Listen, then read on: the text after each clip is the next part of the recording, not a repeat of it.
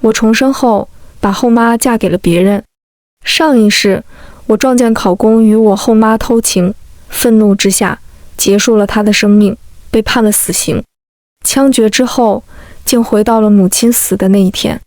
我的父亲是个暴发户，身高160，体重160，小学没毕业，除了有钱一无是处。也许是钱多的没地方花，所以他在外面养了4个情人。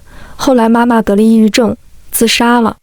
我睁开眼睛，神婆正在掐我的人中真是个苦命的娃，才7岁就没了妈。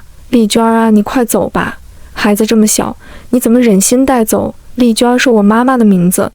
奶奶也在一旁骂骂咧咧的。何丽娟，你短命是你福薄，别来祸害我孙女。我记得上一世我在妈妈葬礼上晕倒，所有人都说妈妈阴魂不散，要把我带走。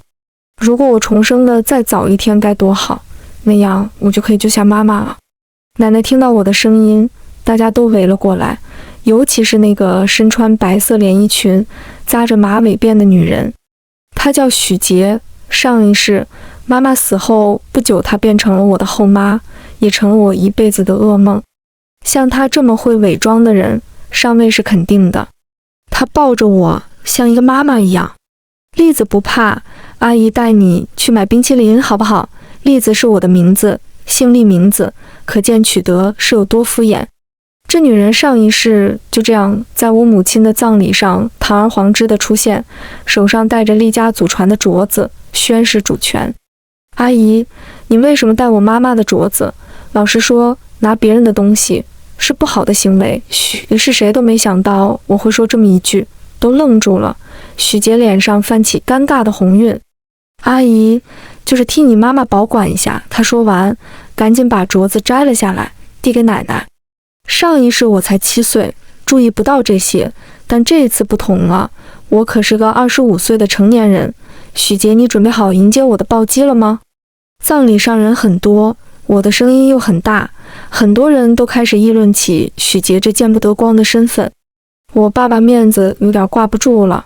不让你来，你非得来，赶紧回去，别在这里给我丢脸。我不是想帮你忙活忙活吗？许洁搂着爸爸的肩膀撒娇，丝毫不生气。爸爸还就吃这一套，脾气立马就没了，还在许洁的屁股上抓可一把。晚上等我看着许洁娇羞的离开，我差点捏碎了我手里的娃娃。上一世，奶奶说就是这一晚，她怀上了弟弟。葬礼结束，爸爸迫不及待地收拾东西，准备出门。我必须拦住他。我单脚踏空在楼梯上，我目前还是他唯一的女儿，要是我摔下去，他肯定不会走。但是不行，太疼了。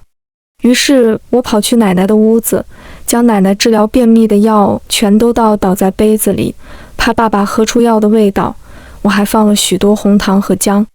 爸爸，天冷，你喝点红糖姜水再出门吧。爸爸对我的举动非常吃惊，就差老泪纵横了。大概是我前7年没怎么关心过他吧。女儿长大了，知道疼爹了，爸爸咕咚咕咚把一杯掺了药的姜茶喝得精光，丝毫没有怀疑。爸爸，拜拜。我抱着娃娃和爸爸道别之后，满意的回房间睡觉。这弟弟今晚肯定是出不来了。第二天一觉睡到了中午，小孩子就是好，没工作压力，还有寒假可以休。这时爸爸已经回来了，许洁扶着他，说是打了一晚上点滴，整个人都脸色惨白。我赶紧到厨房抹了把洋葱，眼泪瞬间爆发，那感觉真的非常酸爽。爸爸，你生病了吗？不会死吧？我一把扑到爸爸怀里，哭得比哭丧的还凶。奶奶赶紧把我拽开。这孩子怎么咒你爸爸呢？许洁为了展示他温柔、大度、友好的一面，主动把我从奶奶手里解救出来。栗子还小，不懂事，我以后多教教她，这还没成为女主人呢，就要教我了。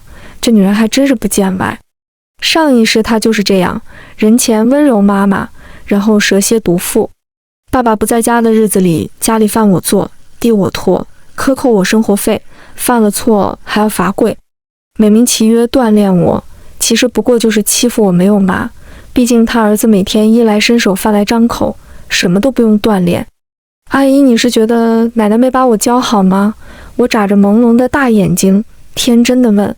奶奶脸色一变，直接把我抱了起来。我孙女不是谁都有资格教的，奶奶自从家里有了钱，眼睛都是长在天上的，看不上妈妈是个农村娃，觉得她儿子应该找个城里的大学生，自然也是看不上许杰这样的小三的。阿姨，我不是这个意思，我是说，奶奶压根儿不听，直接抱着我上楼。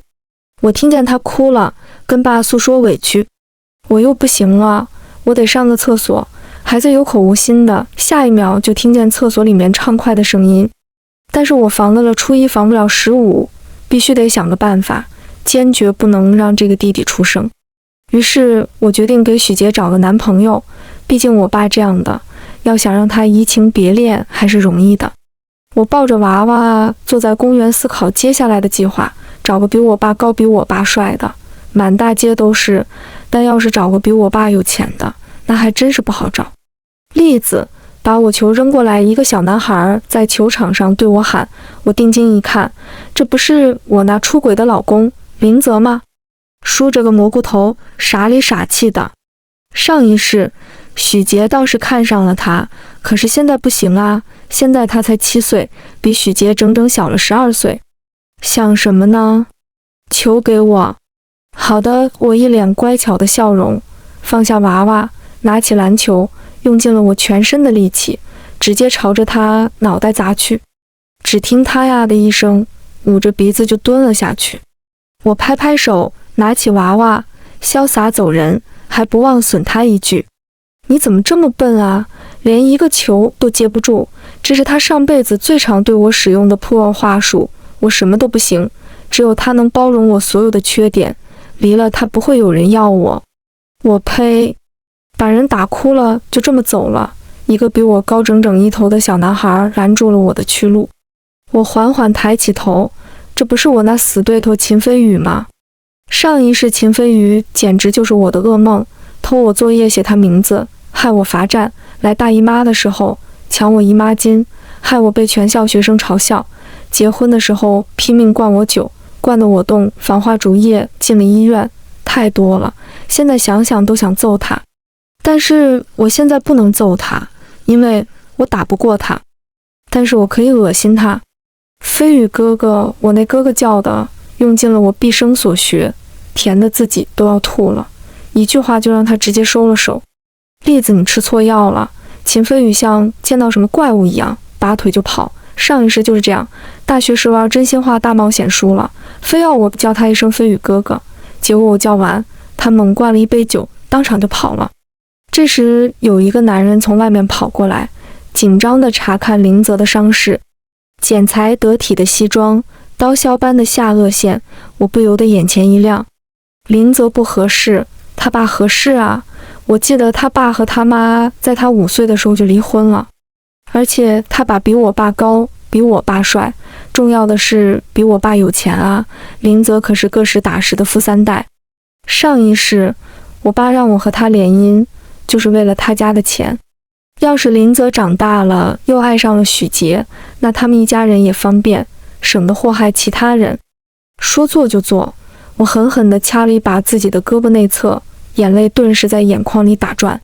叔叔，对不起，我不是故意的，我哭得比林泽还凶。林泽被我哭得震惊到了，自己都忘了哭，捂着鼻血在一旁看着他爸安慰我。小朋友，你一个人吗？你家长呢？你记得爸妈电话吗？我乖乖地把许杰的手机号写给他，多好的见面机会。没多久，许杰就过来了。我飞奔过去喊他阿姨，还热心地给林泽他爸介绍。叔叔，这是我阿姨，她叫许杰，今年19岁。林泽的爸爸出于绅士的态度，和许杰握了手，并且自我介绍。你好，我叫林雄。许杰笑得非常腼腆，声音都自动柔软了许多。你好，竟是有些害羞了。就是说，小女生哪有不是颜控的？要不是为了钱，谁会喜欢我爸那种没文化的矮胖子吗？阿姨，我不小心把林泽的鼻子打出血了，我们带他去医院看看吧。医院里，许杰和林雄抢着缴费，我也上去帮忙，把林雄的钱包拽掉了，银行卡散落一地。许杰看着一堆银行贵宾卡，眼睛都直了。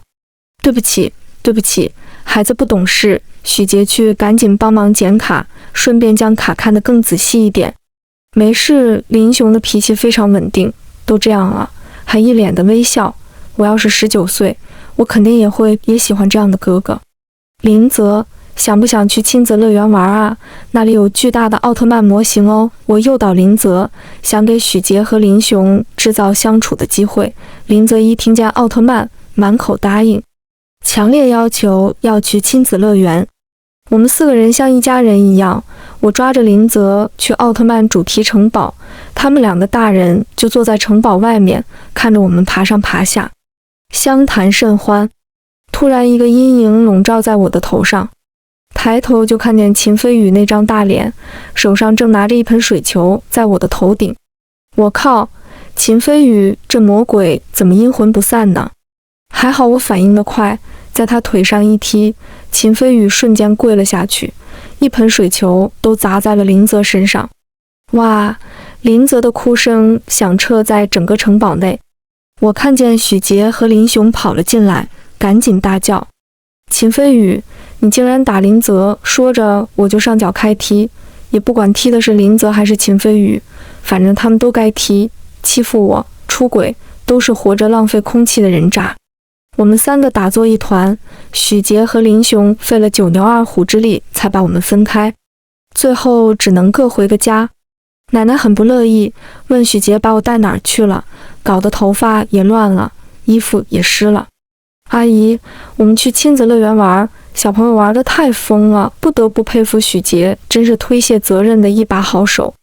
奶奶，有一个秦飞宇打我，你看我胳膊都打青了。我抬起胳膊和奶奶告状，奶奶一见我受伤了，反手就是一巴掌甩在许杰的脸上。带不好就别带出去。许杰很委屈，但是也不敢说什么，只能捂着脸说下次注意。看他这委屈又不能申冤的模样，我简直像看到了上一世的自己。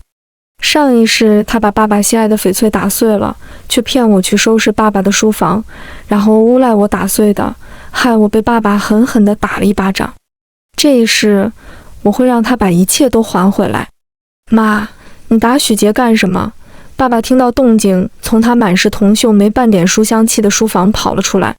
许杰一见到我爸爸，眼泪就收不住了，哭的那叫一个梨花带雨，我见犹怜。要哭滚回去哭，别在这儿碍我的眼。奶奶毫不客气地下了逐客令。上一世许杰有儿子傍身，奶奶对他非常友好，对他欺负我睁一只眼闭一只眼。现在他还没儿子，自然是没我这个孙女重要。爸爸，我们今天认识了一个叔叔，长得特别好看，他还给我和阿姨买了礼物。我拿出在亲子乐园抓的娃娃跟爸爸炫耀。爸爸脸色毫不意外地沉了下来。许杰赶紧解释，是栗子同学的爸爸，说栗子一个人不安全，叫我去接栗子，然后2个孩子吵着要去玩，才去的亲子乐园。爸爸听着解释，脸色缓和了一点，但是以我对爸爸小心眼儿的了解，这件事肯定会在心里膈应一段时间。爸爸要把许杰送走，我哇的就哭了起来。这怎么能行？万一怀上了，那我不白折腾这么久了。栗子怎么了？爸爸，我胳膊疼，我要你今天陪着我。爸爸看着许杰，显然是有些为难，但是再看看我打架打得这么惨，毕竟也是亲爸，还是决定留下来陪我。我上楼的时候看见许杰1步3回头的离开了。伤心吧，伤心吧，伤心了，快点去找你的小哥哥。第二天我早早的就被爸爸叫醒，说是刘阿姨带着秦飞宇来给我道歉了。刘阿姨，我迷糊的脑子转了许久。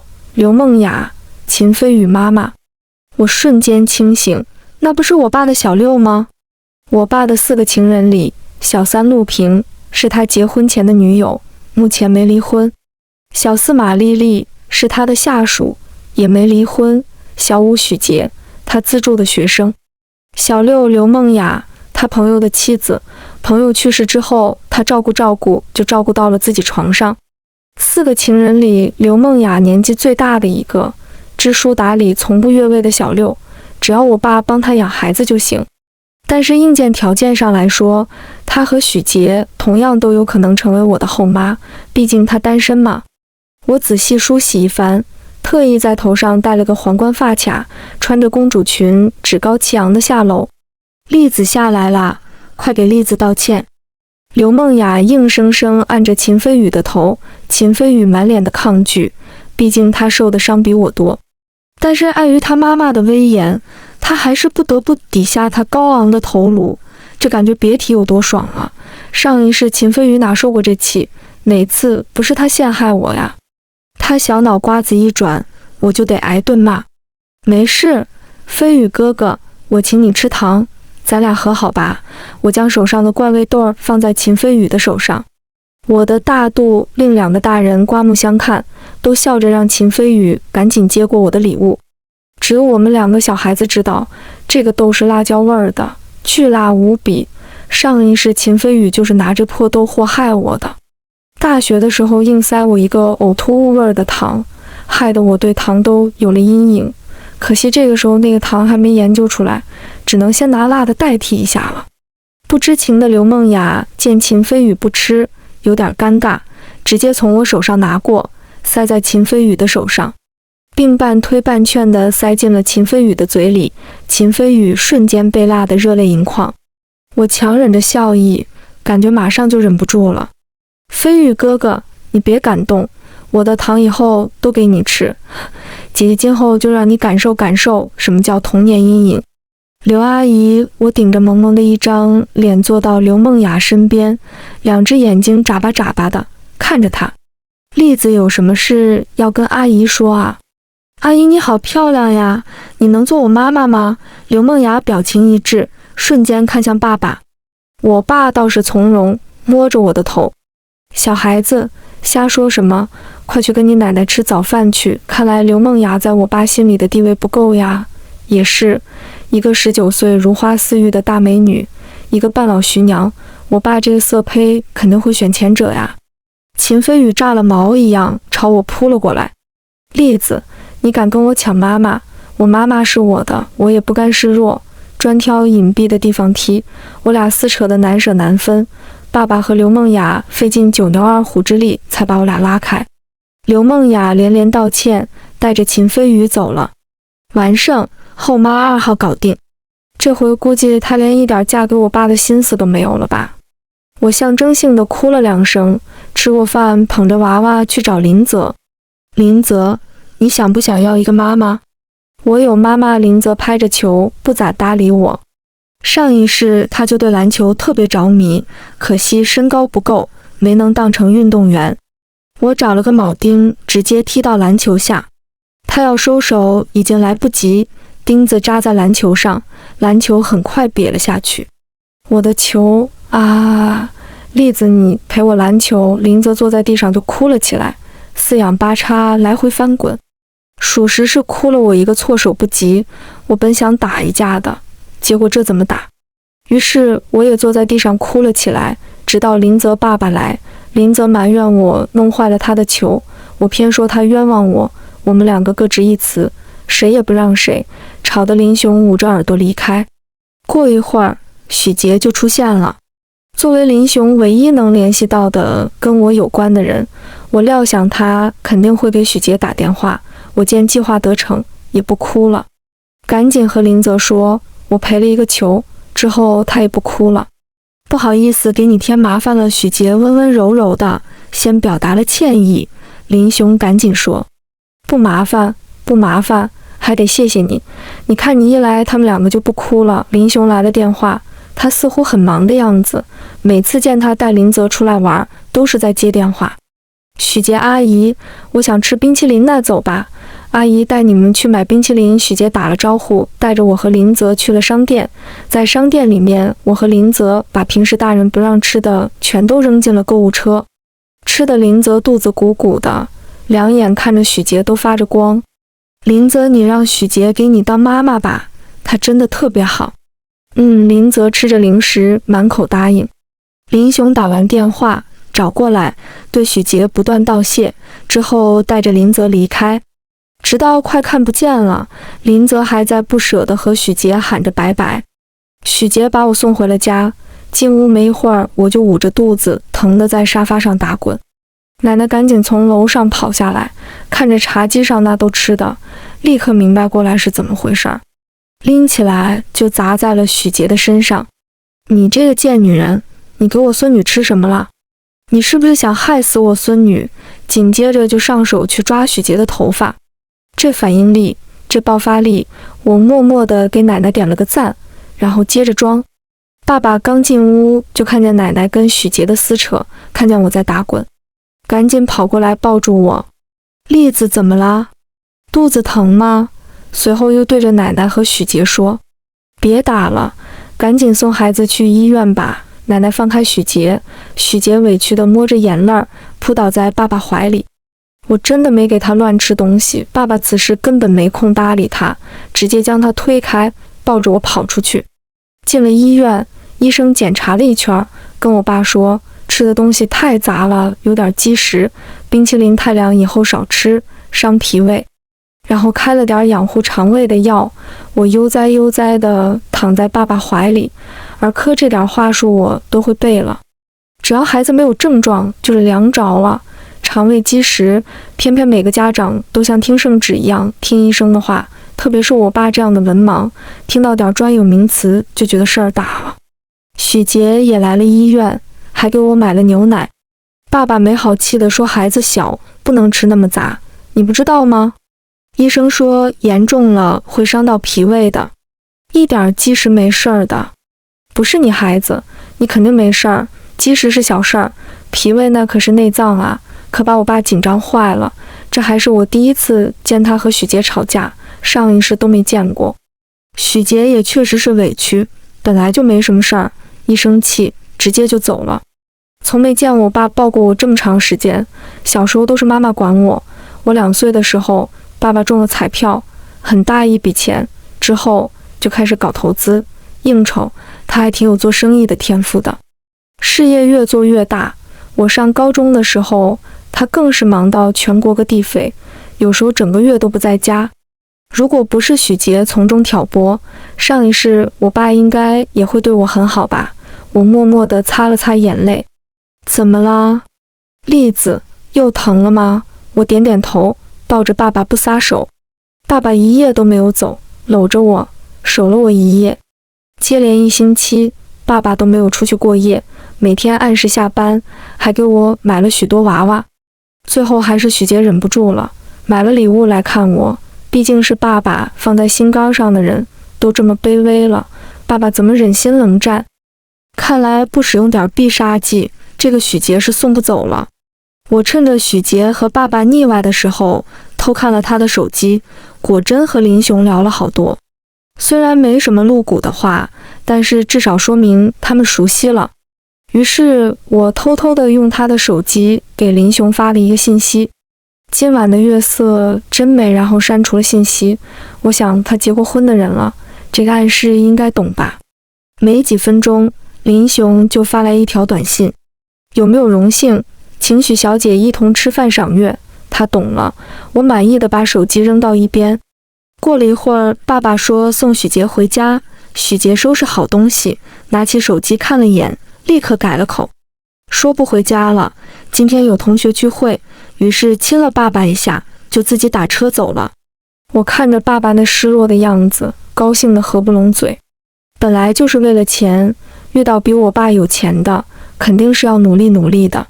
上一世林雄妻子应该换了5任吧，以许杰的道行搞定，估计也不难。老爸呀，你这辈子也就跟我过吧，我不会让任何女人有机会上我家户口本的，更不可能让他们生出来个弟弟。没过几天我就开始上学了，我和林泽勤飞宇一班，一进校门我就发现秦飞宇在盯着我。要是没记错的话，开学第1天，秦飞宇在教室门上摆了盆水，让我上学第1天就成了一个落汤鸡。我赶紧把林泽叫到身边，准备用他帮我挡灾。果不其然，我们才刚刚走到教室门口，就见一盆东西洒了下来。我正要拍手叫好，却看见洒下来的是彩带。紧接着屋子里响起了一片欢呼声。栗子生日快乐！对哦，今天是我生日。秦飞宇在同学的最前头，手上捧着一个小蛋糕。你别说，这个场景还挺感动，就是捧蛋糕的人有点膈应，他不会又变招法的整我呢吧？这蛋糕里该不会有个气球吧？上一世我18岁生日，秦飞宇就在蛋糕里放了个气球，我一刀下去，蛋糕砸我一脸。我战战兢兢地吹了蜡烛，并把刀递给秦飞宇。你帮我切好。秦飞宇爽快地答应，帮我把蛋糕切开，一切安好，没什么异常。难道秦飞宇真的只是想给我过个生日？闹什么？谁整的彩带？老师一进教室，气得牛眼都要冒了出来。最后，作为过生日主角的我，和秦飞宇这个策划者一起被罚大扫除。我兴致缺缺地扔了扫把。谁过生日有我这么悲催呀？果真是遇到秦飞宇没好事儿。秦飞宇也不生气，直接拿起我的扫把，继续老老实实的扫地。我都要怀疑他是不是被啥附身了。秦飞宇突然摸了摸我的头发，温柔地对我说：“小傻帽，你也就敢跟我一个人发脾气？一个8岁的孩子摸着一个7岁的孩子的头说出这句话，怎么想怎么觉得诡异。而且今天的秦飞宇跟上次见到他判若两人。”一个大胆的想法出现在我的脑海里。秦飞宇，上海申奥成功了吗？成功了。他说完，我们两个都愣住了，因为在这个年代还没有上海申奥的消息。秦飞宇机械地转头，随后抱着我哭得稀里哗啦的。我以为你死了，你怎么那么傻呀？离婚就行了，实在不行你告诉我，我回国替你揍他呀。我也哭了，突然有了种老乡见老乡的感觉，因为我们都来自未来。你怎么也重生了？你不会也死了吧？秦飞宇没有回答我，眼睛瞟来瞟去的，转移话题。这个彩带太难扫了。这时林泽又回到了教室，像是落下了什么东西，翻翻找找许久，找出来一张游乐园的票，冲我显摆：“栗子，我马上就有妈妈了，咱班就剩你一个人没有妈了哦。”秦飞宇一听，扫把直接招呼到他的头上，林泽疼得倒地大哭，像个碰瓷的一样来回翻滚，直到老师来了，把秦飞宇骂了一顿，他才好。而我对此丝毫不在意，我只在意他手上的那张票。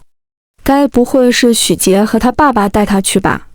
于是我和秦飞宇打了辆车，跟着他们去了游乐场。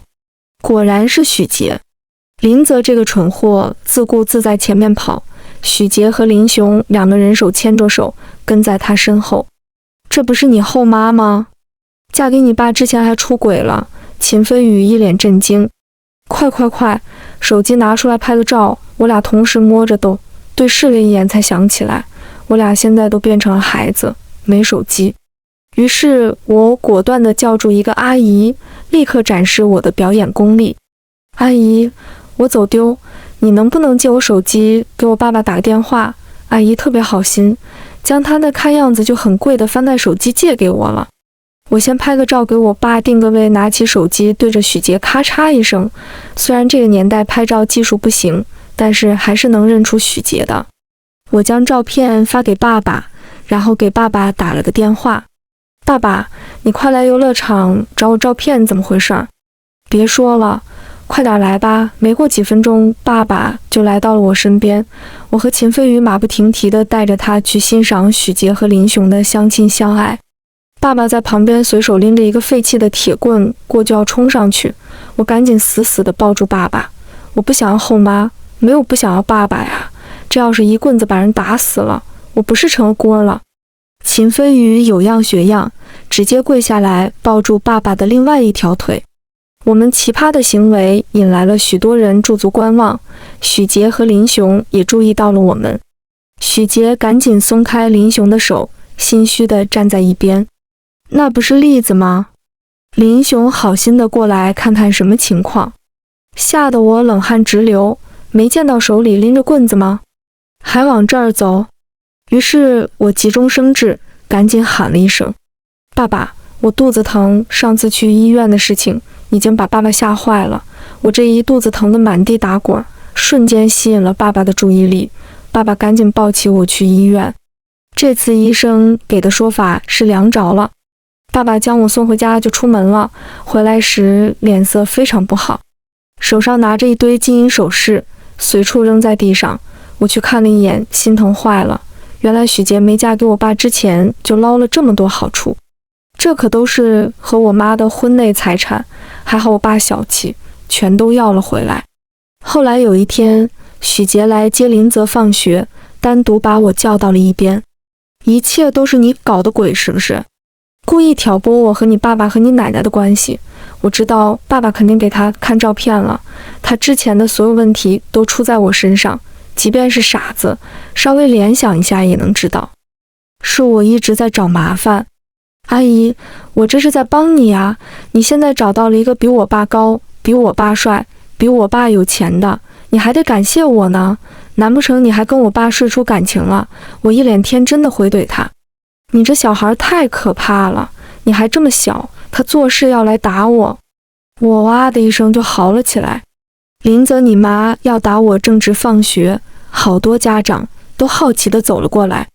许杰只好和颜悦色地放下手。我朝他做了个鬼脸儿。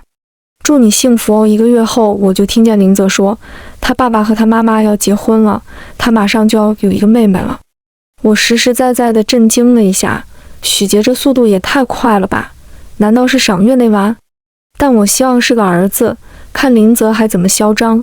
上一世仗着自己是3代单传，很是欠扁。许杰的婚礼办得很大，我和秦飞宇跑去凑热闹。许杰小腹微隆，和上一世嫁给我爸的时候一样，唯一不同的是这2个人站在一起很登对，而上一次和我爸站在一起，就像潘金莲和武大郎。林泽屁颠地当着花童一直在炫耀，栗子我有妈妈了，等你长大了就会发现你媳妇儿也有了。我语重心长地拍着他的肩膀。以前一想到林泽和许杰出轨，身体交缠的画面就想吐，今天突然变得很期待，不知道10几年后他们会不会混到一起去。秦飞宇突然说，你不会还想要嫁给他吧？这人什么脑回路？你要是再嫁给他，咱俩不是白死了？我突然觉得哪里不对劲。我死是因为林泽出轨，我杀了他，但是他死跟林泽有什么关系？难道？秦飞宇，你该不会是见我死了自杀殉情了吧？怎么可能？秦飞宇突然就转身往外走，也不再看我。是不是？原来你那么爱我呀？你从什么时候爱上我的呀？这个事情让我震惊的程度不亚于林泽出轨我后妈，天天欺负我的秦飞宇竟然喜欢我，还为了我自杀了。他最后也没承认，但是从他的表情里，我基本上已经确认了，他就是为了我自杀的。哈哈哈，想想还有点开心。上一世奶奶喜欢弟弟，爸爸不管我，后妈虐待我，老公扑毆我，还出轨我后妈。当时杀林泽的时候，就是抱着不想活的态度，这苦逼的人生不过也罢。没想到还有一个人真的把我放在心上。傻笑什么？秦飞宇嫌弃地看着我。秦飞宇，你到底什么时候喜欢上我的呀？你说你喜欢我，你不让我知道也就算了，你还欺负我，你是不是脑子有问题？秦飞宇脸色绯红。开始的时候是不想让我妈跟你爸进一步发展，咱俩关系不好，他们肯定不会在一起。后来就我也不知道什么时候就喜欢上你了，总想让你把目光放在我身上。原来秦飞宇上一世就知道用我俩的关系来阻止他妈妈和我爸爸进一步发展，合着我就是个工具啊。好啊，你个秦飞宇，老娘流的那么多眼泪，你都给我还回来。我拿着娃娃追着秦飞宇满公园跑。秦飞宇抱头哀嚎，大姐你没事儿吧？重点是后半句，我管他前半句后半句呢。后来许杰生了一个儿子，林泽上学的时候每天哭，说家里人都向着弟弟，不喜欢他。再后来听人说有人怀着孕上门把许杰给打了，林雄要离婚。那天晚上，许杰跪在爸爸面前，求爸爸帮帮他。爸爸直接关了门，在门内吸了一宿的烟，却始终没有出去。而我和秦飞宇则一直伪装着见面就掐的状态，让他妈和我爸一想到组建家庭就愁。当然，我爸还是会有小七小八的，但是只要有我在，他们都绝对上不了我家户口本。